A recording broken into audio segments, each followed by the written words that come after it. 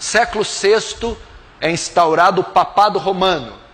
O supremo pontífice é considerado o bispo de Roma, que vai daí se iniciar o papado.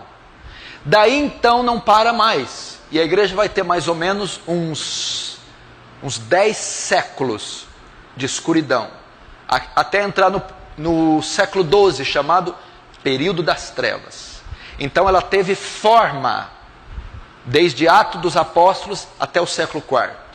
Com a conversão de Constantino, até o século XV, o século XVI, ela perdeu a forma. Ela começou a se paganizar. O carro-chefe não era mais a palavra. Havia o quê? Encíclicas, bulas papais, documentos escritos pela Igreja Católica, pelo Papa, que tinha tanto ou mais valor do que as Escrituras. A Escritura foi deixada de lado. Começou então as doutrinas pagãs serem instauradas. Oração para mortos, celebração de missas, Assunção de Maria e assim por diante.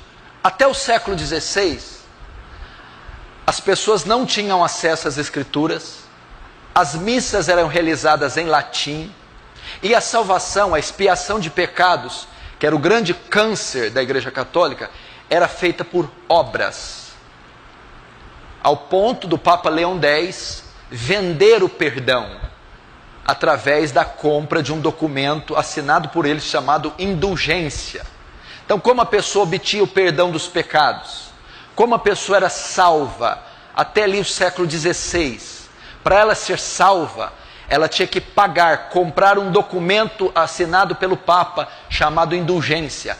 Ao pagar por esse documento, ela recebia o perdão dos pecados ou diminuía o tempo dela do purgatório. O purgatório é outra doutrina inventada pela Igreja Católica. Purgatório seria um lugar que a alma vai, que fica entre o inferno e o céu. É um lugar intermediário, nem céu nem inferno. Ela fica lá e dependendo das orações que são feitas por ela na terra, ou do preço que se paga para a Igreja Católica, essa alma é tirada do purgatório e enviada ao céu. Então era mais ou menos assim. Então ela perdeu a forma. Martinho Lutero, um monge alemão, ao ter acesso às Escrituras, ele começa a entender que a Igreja Católica Romana, que o papado romano, que o clero romano se desviou da verdade, ensinando uma heresia, paganizando a Igreja.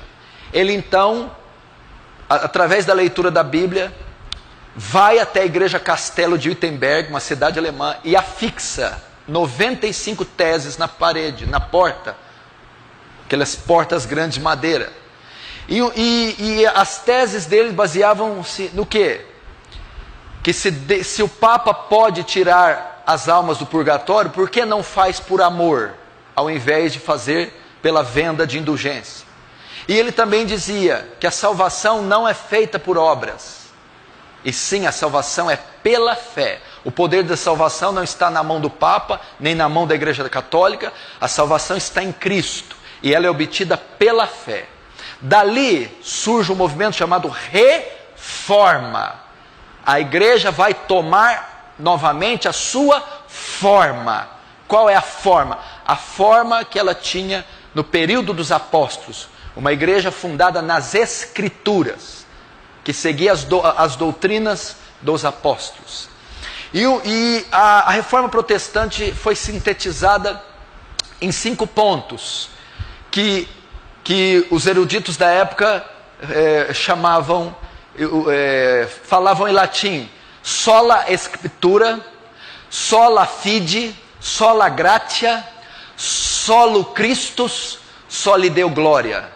Somente a fé, somente as Escrituras, somente a graça, somente Cristo e só a Deus dar glória. Que era exatamente o que a Igreja Católica roubou. E uma das grandes conquistas da Igreja da Reforma Protestante, forma é o que a Igreja teve em Atos, deforma, é o que ela teve com a conversão de Constantino até o século XV. Deformou, perdeu a identidade escriturística, se paganizou. Reforma, trazer ela novamente à forma bíblica, escriturística. E uma das grandes conquistas da reforma foi o quê? A igreja cristã, que se tornou católica, na verdade a igreja católica não é católica, é o movimento chamado romanismo, é a igreja romana, porque a palavra católica, católico significa universal. Então a igreja de Cristo é católica, é a igreja universal, a igreja de Cristo em todo o mundo espalhada. A igreja católica não é a igreja católica, é a igreja romana, é romanismo, ok? Então, uma das grandes conquistas da igreja, da reforma protestante, foi que o romanismo roubou da igreja as escrituras. O que Lutero trouxe? Ele traduz a Bíblia para o alemão, para a linguagem do povo. O livre exame das escrituras. Agora, o cidadão comum poderia ter acesso às escrituras. O período das trevas foi um dos piores períodos da história da igreja. Por que ele foi um dos piores períodos e por que foi chamado Idade das Trevas? Porque o povo estava todo coberto de uma profunda ignorância. Ignorância em todos os aspectos. As pessoas eram analfabetas. Elas não tinham acesso a nenhuma forma de conhecimento. Elas só conheciam aquilo que a Igreja Católica permitia que ela conhecesse.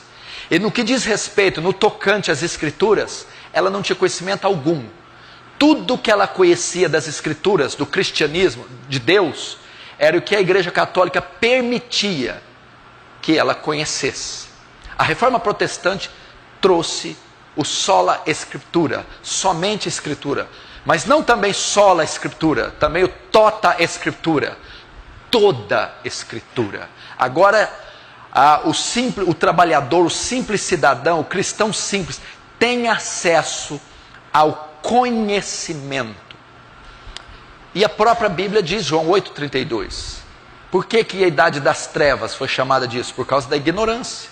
E João 8,32 diz: e conhecereis a verdade, e tereis acesso à verdade, e a verdade vos libertará.